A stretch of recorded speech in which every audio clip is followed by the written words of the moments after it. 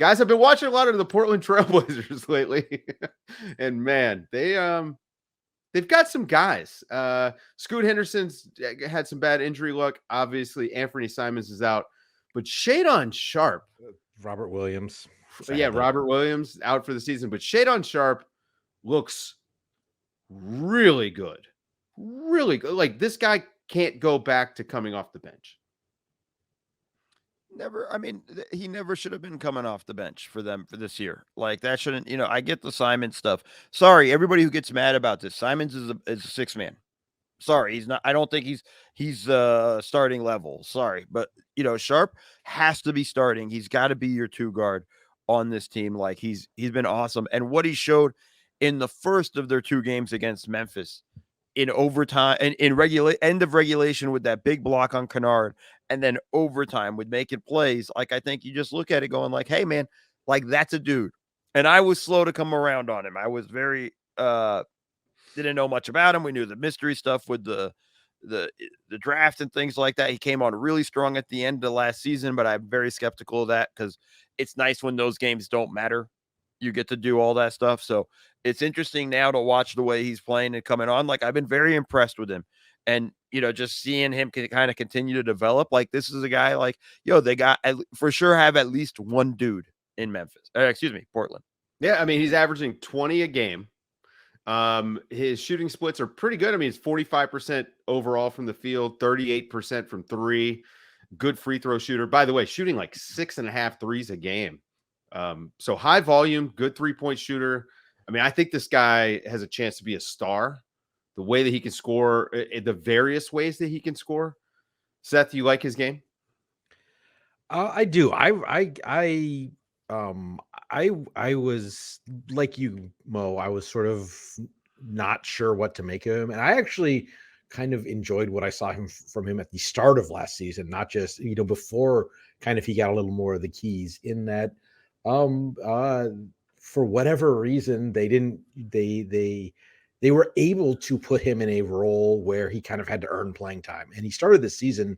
A lot of young guards with this sort of profile come in and they're just chuckers who play no defense. And he basically didn't get the ball and had to guard to be on the floor. And I think that just putting that imposing that structure on him, I think, even though on a bad team has sort of has instilled a degree of this is how we go about it. So you can be not just get your numbers up, but how you play basketball well.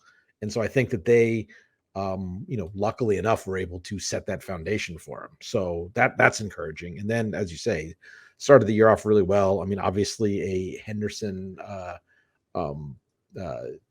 Sharp backcourt is very intriguing as far as building blocks for a team that's hitting reboot. And honestly, just looking at their roster and who they have, even with the injuries, it's just like, I don't, we were talking about them as maybe the worst team in the league, and I don't think they're a bottom 5 talent team in the league, especially if like what we're seeing from Sharp so far is in any way real. So I think that they might, that from a talent standpoint, they are far better off than the team often is when they kind of flip the switch and tear it down.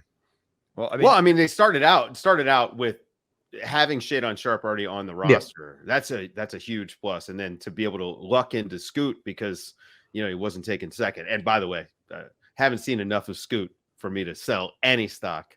I'm not worried at all about a slow start from a guy like Scoot. How about Deandre Ayton? You just trying to get me to like mad. No, so all right. Go Seth. I'll respond. Go Seth.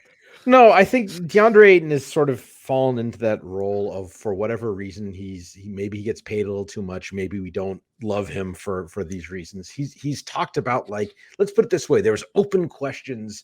I don't think we had those questions. I think we rightly called it at the time. But when Phoenix swapped him for Nurkic, there were some people as well, and they got better in the center because they can't rely on DeAndre Ayton. Well, it's like, okay, maybe it's not a high bar, but he's so much better than Yusuf Nurkic.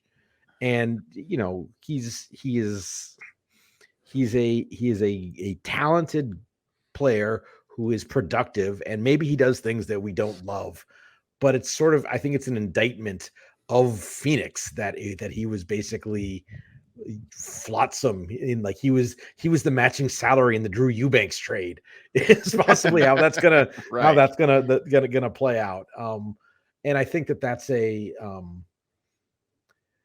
for a team for any team really, like mismanaging your sort of your playing staff, your assets, your asset base, your ability to turn the first overall draft pick into nothing. Like that's a problem. And I don't want to pick on Phoenix too much because like the die was somewhat cast, and that trade was the result of some things that happened earlier. I think we're going to get to the Pistons, and I'll talk about this a little more later. But I just, on some level, a team and organization has to take some culpability when a talented player is just, we just don't want him. Yeah, no, the Phoenix stuff, you're right. But like, just here's my thing about Deandre Ayton. He's not a dude that's going to help you win at the end of the day. Like, and maybe that's perfect for Portland right now. But like, I was off on him early last year. The year they made it to the finals, he had an incredible playoff run, and he just didn't come back at all into, I'm here to ball, right? Like that simple. And then we know everything that happened in Phoenix and how that can affect a young player. Cool. I had issues with him during that finals run. I was screaming it to you guys all the time. The dude doesn't play with the aggressive manner that you need from your center at that point in the way the game is played now, right? He's too much. Hold on. He's too much of a finesse guy. He's too much of that stuff. And it's just, listen, Portland, I hope you love fadeaways because you're going to get a whole bunch of them. And it's coming and it's stuff. I already have Portland fans in my life that are already complaining about it. I just think there's that level of that stuff. So for me, it's just like, Deandre Ayton's a minute eater for them. They're going to go through this stuff with him. I don't think he is. I think he's a good player. He has a lot of talent, but I don't think he's actually ever interested in utilizing it. And I think that's a problem. I do think we do need to keep in our minds there's a difference between should be better and is bad. And I think that I don't think you can find any disagreement from me or really anyone that Deandre Ayton, because of his ability and the fact that when he's utilized it, he has been much better, that he should be better. Yes. But he should be better just based on, if nothing else, just that talent and physical stature. He's already he's pretty effective. He's not great. The baseline is good. The baseline is good though. Like he's not a bad player. And you might be right based on he maybe isn't like a building block that you win with. But, I think we just did that little bit of nuance. Should be better doesn't mean bad. No, that's fine. But I just, again, I'm going to stop here with all of this stuff. But the dude is just, at the end of the day, what you need from him and what he can be, and he can be that building block and should be that building block. But honestly, doesn't appear to want to be that building block. And that's a dude you can't win with. It's just that simple, man. On the other hand, I'm perfectly fine with the team in Portland situations. Like maybe we can, maybe